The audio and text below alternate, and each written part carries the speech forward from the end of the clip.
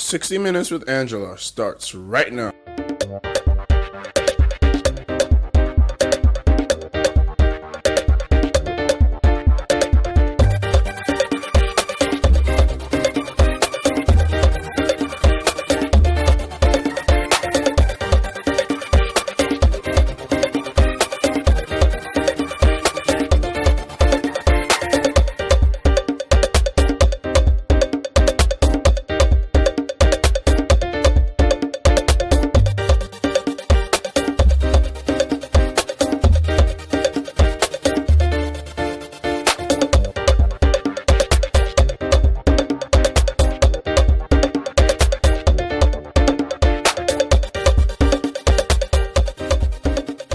I don't agree. If my daughter and I worked in the same company where the creativity, we're bound to clash because she would know I'm a dictator and very intolerant.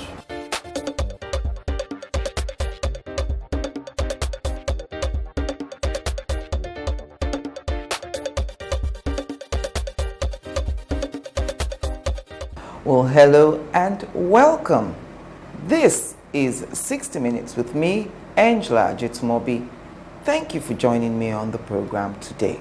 Well, on my program today is a man who's had a distinguished career in broadcasting, advertising, stage dramas, and feature films. He's a man of many firsts, one of the first 10 people to appear on television here in Nigeria. That's a Western Nigeria Broadcasting Service, set up then in the then Western region by the late Obafemi Awolowo. Don't forget that Nigeria actually set up television before even India. Of course, he's also the first Village Headmaster. If you know anything about Village Headmaster, which started in 1968, my host today is the first and original Village Headmaster.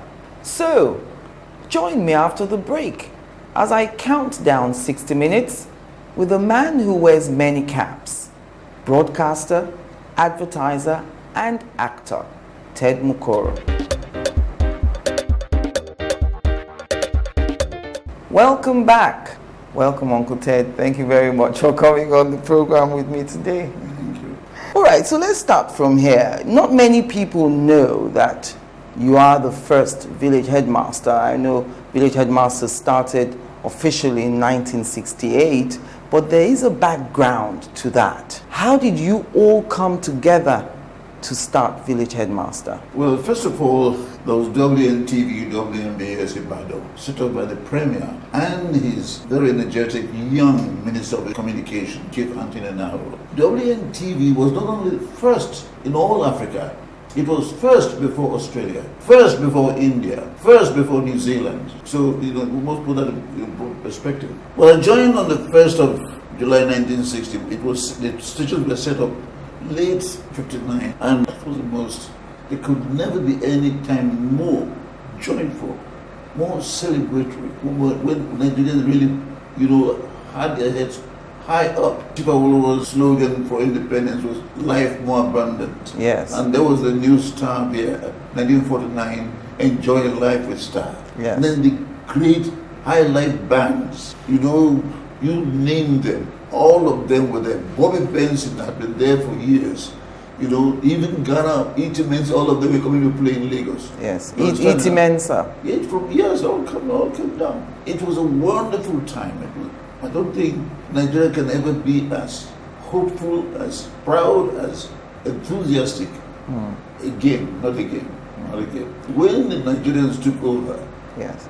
they had to make sure that all the expatriates gave way, so we were seen to be independent. Yes. This meant that a huge number of British civil servants had to go away, and they had to pay dearly, and the three premiers agreed to do this at great cost, so that Nigeria would be seen sitting in the GRAs as permanent secretary, and so on and so forth. It was not an easy time. One must not look at those people as mere, they're not like the politicians we have today. Yes. I'm sorry, but Yes. that's the truth. Many of them will be canonized if they were religious people. Anyway, I joined on the 1st of July 1960. And a great crop of announcers. Julie Coker, the girl who was 16 or 16 or 17 years old. He never slept holy child. There's Anika Agbaji Williams, beautiful, light skin, so charming. There was Nancy Ikbaya, the great newsreader. There was BBC, Brian Cowan. There was John Edian, Victor Adedi, Bruce of Yagan, darling of the Midwest. Then we had a wonderful, wonderful, wonderful controller, Gary Blackridge, an Australian, and he had no doubt that the greatest thing you could ever announce as an announcer, station identification, was terribly important to him. And he said, come on, he said, Bruce, this is Bruce of Yagley, darling of the Midwest. That was his byline. That's what he said, do that. Yes. Don't be shy about it. And so the village headmaster, how did that Well, the village evolve? headmaster was not there. We were all there who began it. Shegun Olushola was our boss, was the chief producer. Right. And he called us together. I was rather resentful. It was not part of my duty. Come and do a little drama. Yes. So what was the drama about? Yes, but the drama was called Broke Time Bar, written by Wole Soyinka. Professor Wole Soyinka today. That's right, yes. It was not the Nobel laureate then, but he was Wole Soyinka. A playwright. Yes, great great man. So, very young too. Written by Wole Soyinka, produced by Shegun Olushola. There was Elsie Olushola, his wife, formerly Thomas Nkune. There was Shegun Shupowote. There was Rosemary Nieze, who became Mrs. Adams. Yes. And there was Ted MUKORO, who played Sergeant Fasco. Fasco being a stylized form of a Yoruba name. Yes. The Broke Time Bar was a Tombo Bar series. What's Tombo? Tombo Palm wine. is palm wine, yes. Right. It was very popular in those days. And when people returned, soldiers came back from India and Burma, they started Tombo bars boasting forever and ever about the so-called mostly imaginary exploits. Yes. And so there Sergeant Fasco reigned supreme. This was a series, the atmosphere, and remember, when showing up, Fasco Baba, it was wonderful. Yeah. But I don't know when we started, I think around 61 and 62. Yes. But by 1964, January, Yes. we had all left. WMBS. Yes. Shegun Olushola was in the MTS, the forerunner of NTA. Rosemary Nieze was there. They had all moved to Lagos. Yes, and Elsie Olushola had married Shegun and was in NTS. Shegun Shupowote was not there, but he was in Lagos. And I had come to join Lintas on the 6th of March, 1964. Yes. And so we all found ourselves in Lagos. Very soon, Shegun Olushola was recruited me, who went auditioned to read the news. And so we all were always there. We took part. You all maintained contact. That's right. And we kept wondering what the follow-up to Broke Time Bar. Yes. And Shegun Olushola came up with the bright idea of the Village Headmaster. Why? To pay tribute to the great originator, trainer, educator of the Nigerians who were taking over European posts with independence in 1960, permanent secretaries and everything. This was the village teacher who taught them. What kind of a man was he, this thing? And this program was to pay homage. So we all discussed, contributed until we built up the whole program idea. Characters and right. yes. Then Shegun turned around to his employer and said, well, what is do this thing? So sorry. Pay Zilia, no money. No money to pay you all as actors. No money to do drama Zilia. So we just told people carefully put in the cooler. Then 3 or 4 years later, a young enterprising producer just arrived from the UK, Sonia Dosunmu. Now, he came on, joined this. Somehow I ran into this thing. This is well prepared. We can take this when we can. I said, there's no money. He said, no, I will try it. So he said, speak to Ted MUKORO. He was one of those who were here. So he came. I said, you want to do this? There's no money. He said, let's try it. So we all were all gone. We did not think of money. Yes. He said, come and join a co-writer. I said, me? I've never written a line of drama, so don't worry. He got Alex Akinyele, Yes. 2 young men, and they all sat down. And I sat with them. I didn't write one line until they produced 11 episodes. Then one day, Simon came to me on a Friday evening. He said, "We must set the tone of this thing." I said, "How? You will write the first 2 episodes." Me, society, don't joke. He came to my house at 9 o'clock at dinner. And Friday night, it's Saturday morning. You were up. He was standing behind me and I was writing and he was suggesting. By the time it was morning, I had Yes. written 2 episodes, the first 2 episodes. There, I thought characterization was terrible. Yes. Basi Okun, this Calabar man, retired medical dispenser. He married, he met a Fulani woman and had a daughter called Fatia. That's why the daughter was light skinned. Then me, I'm married to a Chakri. I told him it's called Chakri, but it was not Chakri. Yes. That was Elsie Olushola. Yes. You know, and Elsie Olushola called me Digabi. Yes. And Uzan Gabriel Fagade. Dejimo Louis, did he join you then? Yes, it was about Ajilende, the Oloja. Or for Ja? Yeah, so they said it was not a very high Oba, but Ajilende. There was Layode, Joe Layode, who was working in the federal film unit, had trained in England. He was very interested in drama. He came to play Mr. Gauba. Yes. He was a miracle. We gave Fiola a script today. Tomorrow morning he was prepared to regurgitate everything. He mastered it. Including the errors, including the technical errors. That was the kind of a man he was. Yes. I struggled with script. I was the most disgraceful, most heartbreaking any film narrator. And the thing about the Village Headmaster was that problems arose. And when problems arose, the Oba called him and he solved it. The government is, certain inspectors are coming. Yes. And everyone's running away. They don't understand. Coming to give injection. So it is the Village Headmaster who explained. He was solver of all problems. Yes. He was the settler of quarrels. He was the pastor who preached on Sunday. He was the enlightened man who interpreted the law. It was good. Life could not be without him. Yes. And the Oba could not do without him. You did Village Headmaster till August 1972. Yes, 1972. We were recording one day. We were rehearsing, couldn't record. We came on Sunday. Yes. But there in the morning, rehearsing. It was live, wasn't it? No, it was not live. Sometimes it was live because we couldn't record. Okay. The system, the recording, drama, the video system was so underdeveloped that NTS had a system which was different from the WNTV one. And you see, WNTV came on first. Then next, ENTV. Then next, RK TV, Radio Cardinal TV. Each one getting slightly different. NTS, the federal, was the last to be set up. Yes. So the 3 regions were healthy competitors. As a matter of fact, Inchai Johnson and Peter Proudman from WNTV to WNBS, they went to help set up ANTV and NBS in Enugu. Yes. With Peter Onono. Those 3. When we started, they came back. So RK TV was the next. NTS was the last. You see how competition was tough then.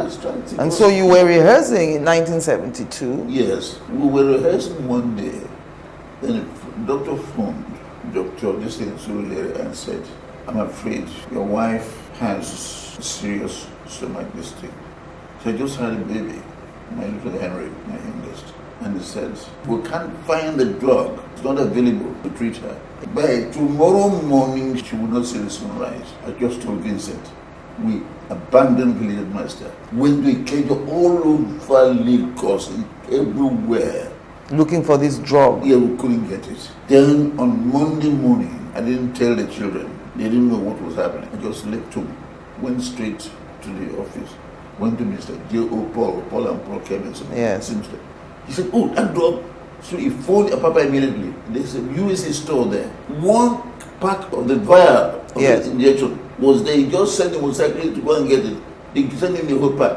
He just gave me pack. Go to Dr. Eswa. At that hospital? Yes, I went there at 1 o'clock or 1:30, and my wife was still breathing. And Dr. Eswa gave her the injection. Lucifer, the nurse, was still there. Then he looked at me and said, "Mr. MUKORO, go home, go and see the children, come back at Fine. First of all, I went to Mr. Dunjo. I said, where is Olu? I said, he's in Paris. Call him. Tell him.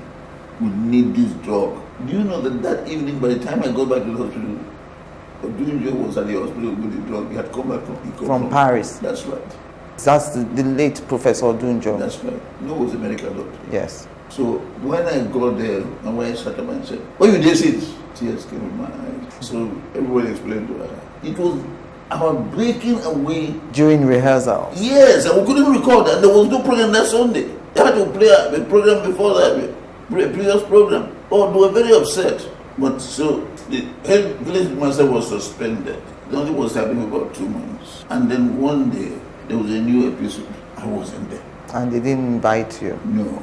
And so Sumu lived 2 minutes away from me. I was very hurt. I was not hurt because I knew I should be removed. Something, but whether I should be removed or not, nobody came to me. It was a human problem. So, Lady Figueresima came to me and I said, okay, I don't want. He said, no. He took me. Then we went to the tallest building at Broad Street. The Independence Building. That's right. And lawyer, Fred Egbert was there.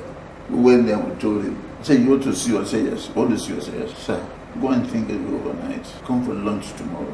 So the following day, I was there and he said, I won't charge you 1 kobo, but when we win the case, I will take it. I must warn you, everybody there was doing his duty. It is NTA you are suing, not individuals. And anybody can influence and use delaying taxes in the court. Yes. It will be going on for 2 or 3 years. You see, is anybody your enemy? I said, he said, if I were you, I would not sue. I'll move on. Tell them to go to hell. You're not moved. You're not hurt. So we ate lunch. I kept quiet. At the end of the lunch, I said, Red, I think I'll forget about the case. I said, yes. He said, Fred, bring us a deco. And that was the end of that. Deco was mixed out. Yes. We said, and left. All right, we'll take our first break now. When we come back, I've talked about an illustrious career you've had in broadcasting, in advertising, in film. We'll talk more on that when we come back from the break. So join us again after the break. Nice question. Angela, that's a great question. It's a good question. It is difficult to respond to that question. That is a serious question. Angela, that is a very great question. Great question, Angela. You know, Angela, that's a very difficult question. That's a great question, Angela. Okay, that's a great question. Angela, that's a tough one for me. That's a good question. Good question. I love to ask questions. I think it's what I do best. You see, I think that the fastest way to learn anything is to ask questions. The right questions, that is. Questions that help you get to the heart of the matter. 60 Minutes with Angela. Gain answers to every question you always wanted to ask. So what is 60 Minutes with Angela all about? It's not an interview. I like to think it's a conversation between two people making the news, people who are in the news, and those who become the news. And the whole idea is to inform, to educate, or to clarify, as the case may be. It is an art getting people to answer the questions that everyone is thinking in their minds. And that's what we try to do on 60 Minutes with Angela. I ask all the questions that everyone's thinking about and no one wants to voice. All the questions you always wanted to ask, you get those answers on 60 Minutes with Angela. Every week on this station, 60 Minutes with Angela, getting answers to every question you always wanted to ask.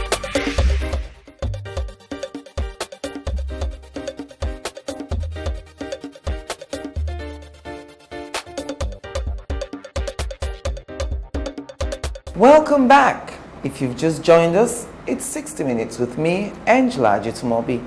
On my hot seat today, veteran broadcaster, advertiser, and actor, Ted MUKORO. So, you know, I've talked about your acting career. I know that you've worked on BBC drama with Olu Jacob. So tell us a little bit about that. How did you end up on a drama series, BBC? Well, first of all, I must say one thing very clearly. My earliest ambition and only ambition in life, the only thing I ever planned to do was to be a Catholic priest. I come from a very rigidly Catholic family. Yes. My father actually married my mother in church.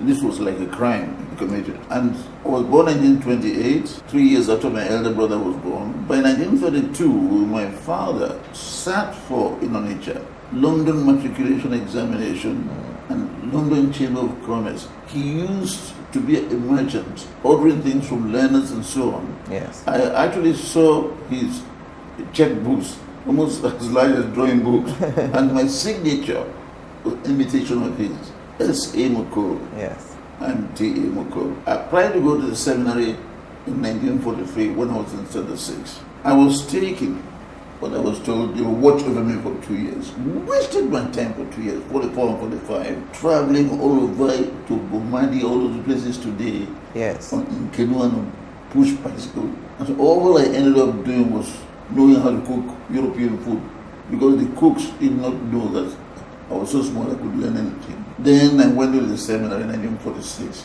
when I should have been in Form 3 already. I was in Form 1. Then we came to Andrew for Cambridge School Certificate. You have to stay one more year and repeat it. So I said, no way. I'm going to the major seminary and I'm going to start philosophy. And I said, okay, book me for next year, but let me do as a philosophy student.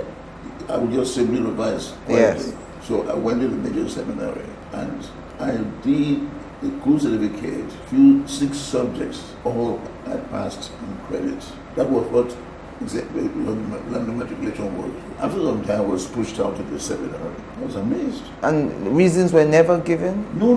Nobody gave you reason. If you didn't commit a crime, you were not done the head, not able to cope with your books. I didn't know what I did, because the rector of the seminary will not reveal to you why you left. He will reveal to your bishop.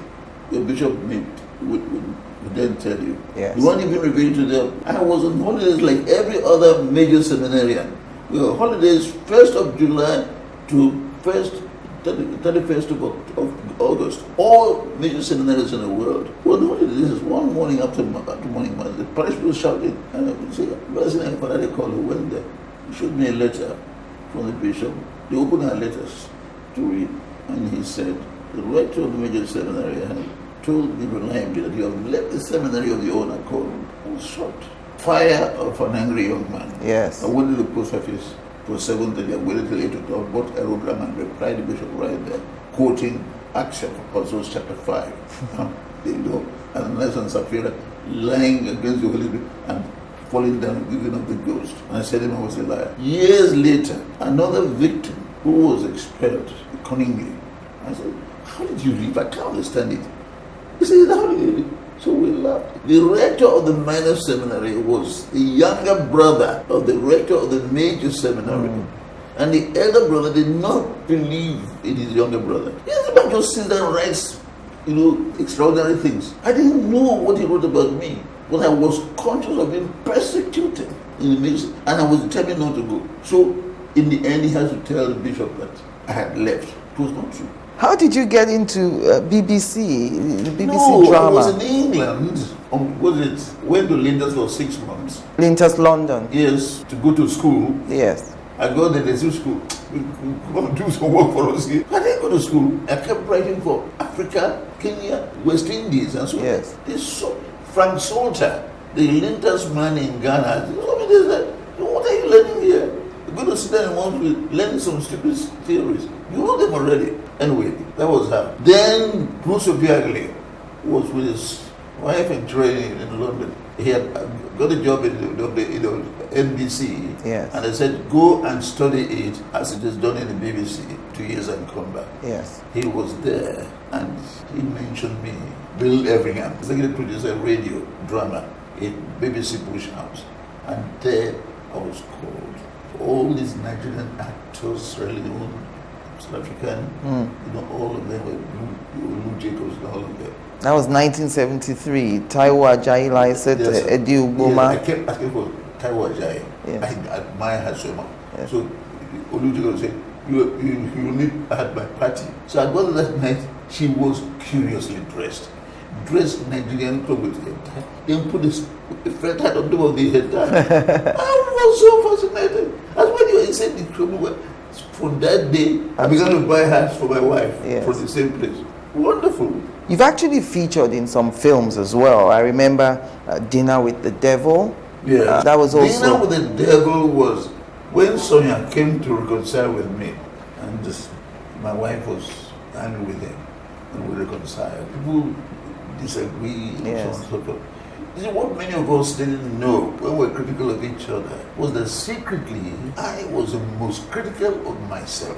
I detested seeing me on TV, saying I'm acting. When everybody was praising me as a god, I was ashamed. I went to Abeokuta. Jabadu invited me to come and play one episode there. I left one morning at 6 o'clock with Stony Ogunlana. We got to Abeokuta at 9 a.m. Went to where he was staying. He gave me a script. I began to learn it. Since it was a dialogue between me and him only, yes. I was playing the drug baron, now in trouble. So we went to the roof of OGTV, and there by 11 o'clock, we had done the episode. Where I was crying. I hated it. I couldn't believe I could do it. So I got my check. Came back. The day was played. I went to choir practice with my wife. Yes. And when we came back, my daughter said, "Daddy, wonderful." I said, "What?" I said, "Thank God I didn't see it." No, I could never. I didn't think all the praise I had, I didn't believe it. I can't assess well. I could listen to a voice recording, yes. but see me acting, I know it could be done far better. This was always I was convinced about. Yes. So we didn't know, people didn't know what we thought about ourselves. We blabbed about, it's all rubbish. In any case, Dinner with the Devil. Dinner with the Devil, I hated it. But we did it. And there were certain parts that I didn't like, for God's sake. If I had read the entire script, I only read the part I was doing, and I was horrified when we were recording one night in MUKORO. I was there already. Yes. It was directed by the now Oluwu of Owu, Sonya Dosumo. And then, of course, you did Mortal Inheritance. That was 1996, where you were a father to Omotola There was Jolade. one I did, what is it? The lawyer. I didn't. The vendor. The vendor. Oh, that vendor was wonderful. Wonderful. It's Ladibo. Yes. You were the Chief Justice of a fictitious African country. That's right. So many of the actors everywhere, England, so came to act with me there. And when we finished, we told them that I was great. That's what we have been. So how did you feel when, in February this year, 2016, the news of the death of Jabadu at 83? We had not met for a long time. Yes. I don't think we met against that. I recorded a two-part in this. That's serial in Ibadan, in Abeokuta. Yes. Then last year, at the funeral in Holy Cross of John Dorigos, the organist, yes, I saw him there. We embraced, you understand, wonderful. yes, The stupid criticism we had of each other and so on. They're all great actors. They all were, national contributors to the history of drama in Nigeria. yes. He was written out. John said, let him out. I wrote him in again. He could never forget that. So I said, so I didn't even like Digimon Louis as the other. What could manage it? I said, no, larger than life. He is eccentric. It's eccentricity that makes him a unique person. This is one Oba who's unique. And you're still in contact with Digimon Louis. Yes, he talked to me yesterday. I called him this morning, asking him to remind me about certain things about Village Headmaster. You don't need any reminding. You're going to be 88 years old this year. Yes. But your memory is outstanding. Your son says your power of recall is amazing. Yes, I've been trying to remember one poem I learned in Form 3. Oliver Goldsmith, The Deserted Village. Yes. And part of that is the Village Headmaster. Beside yon straggling ferns that skirts the way, the blossom firs unprofitably gay, there in his noisy mansion still to rule, the village master taught his little school. A man severe he wasn't stand wonderful, Yes. And they come to a place where, and there he stood, in arguing to the parson owned his hill, while words of learned length and thundering sound amazed the gazing rustics ranged around. And still they gazed, and still they wondered that one small head could carry all he knew. It was a wonderful one. You see, nobody in the Village Headmaster cast or originators, but I had learned this. It was tribute to a great Village Headmaster. I don't think anybody could do it in such few lines as Oliver Goldsmith did. I always remember that. All right, we'll take a break now, another break. When we come back, we'll talk about your career in advertising. So join us again after the break. Nice question. Angela, that's a great question. It's a good question. It is difficult to respond to that question. That is a serious question. Angela, that is a very great question. Great question, Angela. You know, Angela, that's a very difficult question. That's a great question, Angela. Okay, that's a great question. Angela, that's a tough one for me. That's a good question. Good question. I love to ask questions. I think it's what I do best. You see, I think that the fastest way to learn anything is to ask questions.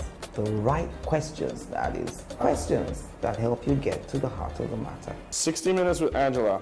Again, answers to every question you always wanted to ask. So what is 60 Minutes with Angela all about? It's not an interview. I like to think it's a conversation between two people making the news, people who are in the news, and those who become the news. And the whole idea is to inform, to educate, or to clarify, as the case may be. It is an art getting people to answer the questions that everyone is thinking in their minds. And that's what we try to do on 60 Minutes with Angela. I ask all the questions that everyone's thinking about and no one wants to voice. All the questions you always wanted to ask, you get those answers on 60 Minutes with Angela. Every week on this station, 60 Minutes with Angela, getting answers to every question you always wanted to ask.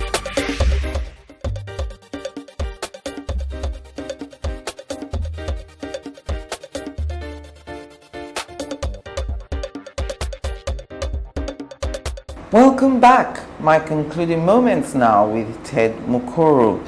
I know that you retired as creative director, Lintas Lagos. You've also been creative director with Insight Communications in Accra. That's between 1997 thereabouts. But I want to start with your development of Star Lager beer and that famous phenomenon, Shine Shine Bobo. How did you develop that? How did that come about? First of all, take the fact that I was brought up, Irish Reverend Fathers and Sisters, was a great influence on me. Yes. Then I came into WNBS, and there I was highly impressed by the Voice of America broadcasters. I really loved them. Yes. Then from there I came to Lintas, and they were all, the English crypt accent in Lintas. I mean, it was such a rich background. And by the time I was broadcasting news on TV, I remember the first time I did, I came back, Graham Douglas said, "How long did you live in America?" I said, "I've never been there." Never been there. We looked at each other. Banjo sort of laughed. I kept trying and trying. I listened to accents so much. In Warri, when I said David Montgomery, one actor said, "Montgomery." "Oh, Montgomery." I kept listening.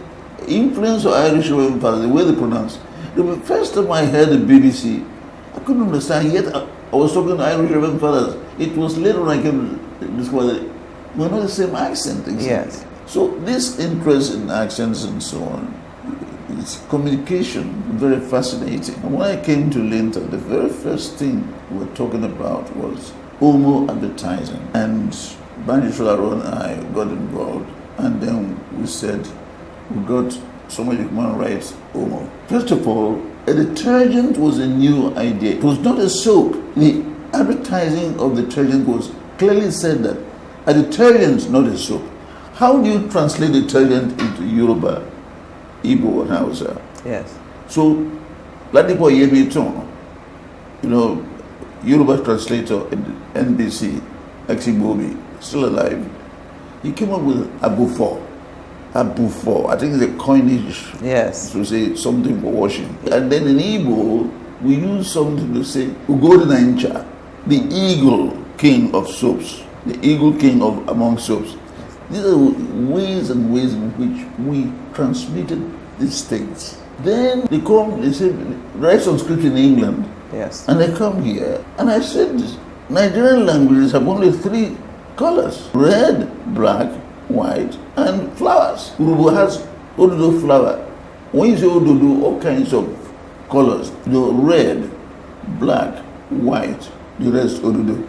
They say use basic English. Only Hausa, because of heavy influence of Arabic, Yes. had the word for blue. Igbo would say Omo blue.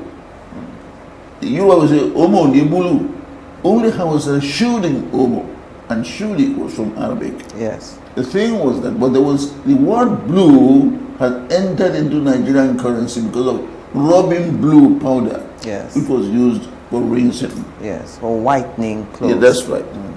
So these are the things that we began to discover. When we did this Omo thing, it gave more an insight into a use of how you communicate. How do you don't communicate? If you're not communicating, you're not communicating. Yes. In England, Guinness decided to go and do their creative origination in England. It was 1984. They came back. They brought Black is Beautiful. Ancient, out of date. That was the slogan on which Martin Luther King and the rest of them, 1961, 62, 63, won it was a black man. It was out of date in 1985. People in England thought it was It was great. yeah, it was not. These are the things that give an insight. I remember Mr. Momeka said, if we're not allowed to do the creative work, at least we end this thing here, media. Ted, I beg you, approve this thing now. No, go begin doing another one. No, we begin our money. So me and Kevin Amici, may his soul rest in peace, we laughed. So I wrote to Guinness, said, send me a transcript. I can't understand the commentary, male and female, in your film for Guinness. Give me his transcript so I know. It came. Then I said, no, the best way to attack it, use the lingua franca, pidgin. And I sat down. Black thing, beautiful. There's only one word in pidgin. Fine. Yes. Beautiful, lovely. What you see? These are. It's in fine. Yes, there's one word. I said, but fine is not relevant to Guinness. Good. So I wrote black thing, good. Just put the pen down. So way to go. I just left my seat, went downstairs to media department, and Ron Batago was chair of media. Then I sat down there. I said, Ron, I tell Udo, may bring coffee. So he called Udo. Udo was bringing coffee. I saw looked at him and I laughed. Put Calabar accent in black and good, it will change.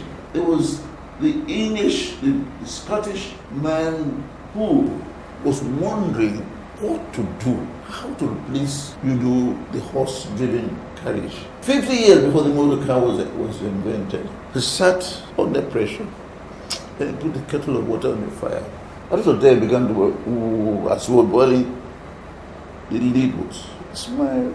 Boil water enclosed. Leave a little, you will see steam coming out, creating movement. The engine, the locomotive, he got the idea from there. Newton, it was not the first time apples were falling. They have been falling from the Garden of Eden. Yes. But it was on that occasion, a slight shift allowed him to see something. My grandson came from England, 11 months old. I sat down there. They brought me a walking stick, my daughter's father-in-law, and I was playing with my grandson on the floor. He had crawled away, and I wanted to drag him back. So the walking stick, I held the wrong end and tried to draw him back. Wait a minute. The normal walking stick is exactly like the shepherd's crook. Yes. These are the things you suddenly discover. They're not from the planet Mars. They're things right here. Yes, you've been looking at them for the first time. It's a slight shift, and suddenly something you had not noticed before comes out. So what was it about Star Beer that you noticed that made you think Shine Shine Bobo? Shine Shine Bobo, I came up first of all with You're Brighter by Far on a Star. You're Brighter by Far on a Star. I was working on Lipton and Bongo Coffee. I thought brightness was the mood for the team. Bongo was go, go, go. Then the brothers said, new campaign for Star. First of all, I wasn't a copywriter, I was only a producer. Well, I didn't think there was any difference. I thought creativity was just one continuous thing. So I wrote what I call the interim campaign based on the theme, Star People Enjoy Life. And after meal, after something else. Then when it came to this thing, I said, what about I think brightness for, let's use it for Star. The creative director from England got the credit for saying you're brighter by far on a star. But my colleague says, you didn't, what I will do now? The brightness, and when the brightness came, it was, you're brighter by far on it. It was rhythmic. It was the idea that it's not exhausted in one campaign. It's continuous. That's right. Yeah. Variations of it. The star bright for life. There's life in a bright forming star. Variations. You see, because brightness is an essential attribute of the original luminary of the sky, after which that bear was named. Brightness. Shine, shine, bobo is another translation in pidgin. At this time, we're trying to say, transfer the brightness to the drinker of the star beer. As soon as a star man enters, he shines. Yes. This was what I was trying to do. And I expressed it in that way. It's a subtle thing. You see, don't underestimate the consumer. For many, we kept saying brightness, brightness for star. Yes. Brightness, brightness for Omo. They didn't clash. You know why? Omo is physical, visible brightness. Washing clothes. Star was emotional. It was not a color. It Yes. was a mood. People didn't get confused about it. They did it. And for years, happiness, heart for happiness. Yes. People say, it made me happy. Tabia make me bright. They believed it. Research after research. When you want to present to a client, the thing that amazes me is that you are supposed to be the creative expert. You present to the marketing man who sits down to there stiffly as rejecting it. You see, being a creative director, the skill of not only presenting successfully is also know your client. Yes. Fred Okonla is not the same as Felix Onyekwere. Felix Onyekwere is not the same as Joseph Adediran. And different personalities. If you knew them, then you would approach each one of them as people you know how to reach them, how to get them to see your point of view. You don't always succeed. You've always said that one of your proudest moments was when you saw your daughter interviewing your son on television. Yes. One thing I've always remembered from the life of the great British Conservative Prime Minister, the man who said the wind of change is blowing through Africa. He was not in Parliament once as Prime Minister, and then that day his son, sitting on the backbenches of the Conservative, went on the wholesale attack of the Prime Minister. And everybody said, you must, Harold Macmillan, you must go to Parliament the following day. Harold Macmillan was a wizard. The press knew him. He was so skillful at dodging. He would have done it and gone before you do. He has dodged again. Yes. So he went to Parliament the following day, and everybody, right honorable Prime Minister. And the Speaker asked him, and he rose and said, he didn't even mention his son's name. He mentioned member for, Mr. Speaker, sir, I'm proud to say that a member so-and-so was well brought up to have his own mind, supremely happy. He's demonstrated that. He sat down. Whoa. The man has brought up his son to have a mind of his own. He has expressed it. So what crime have I committed? Yes. You tell your son to do the same thing.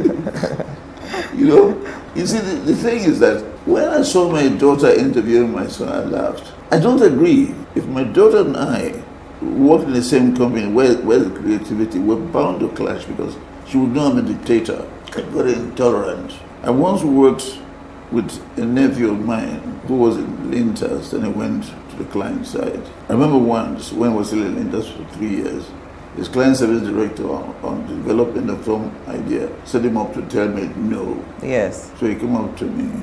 So I looked at him and said, I'd always thought you had a fine head. Squarely between your shoulders. Brilliant head. How dare you come up to me? You regurgitate what he tells you there. Where's your fine head? Why do you wear his head, Uncle Bear? Say, Uncle Bear insulted me. I said, yes, I'm insulting you. The man just said to you, ran back. he always said to people, my uncle is a dictator. People knew I would stand there. And, everybody thought I was a dictator. When I appear to be a dictator, I know exactly what I'm doing. I had been negotiating with Shell for 4 months to go and shoot Multina oil rig. Finally, I got approval in Lagos here. Come on Monday, I go to Nigeria. What did they say? Nigeria will say all flights to Benin book for 2 weeks. I looked at one girl, Rose, who works there. I said, Mr. What's it? One Benin name. I said, what do you call it? So I walked in there, I called him formally. Said how you are there. Baby, I just say goodbye to my job. I must go to Benin tomorrow. Must carry 2 people there. 4, as a matter of fact. 2 crew and 2 actors. Melville Obriango and what do I call that man? Andrew. Yes. I think he's dead now. The checkout man. That's right. So the man gave me, he said, go and bring cash, not check. I went to later, they said, we're in a board meeting. Joke. You can't enter a board meeting when they're, I just went to my desk, wrote the memory chairman. No. I just got down to open the door, put the paper, pointed that to him, he looked, can I get the ticket to Benin? He said, I'm coming. And that was it. That was it. I didn't get him a ticket to Benin. You see, you're holding a board meeting. This is of an advertising agency, a service company, your biggest client. You won't stop the meeting we don't know what we're doing. You know what I mean? Yes. There's no chairman or managing director who punished Ted MUKORO for doing a crazy thing like that. If everything will stop, everything will stop. Make client get this thing. Look, we feed a chop. Yes, Thank you very much for coming on 60 Minutes with me. Thank you. And thank you for watching. I'm Angela Jitumobi.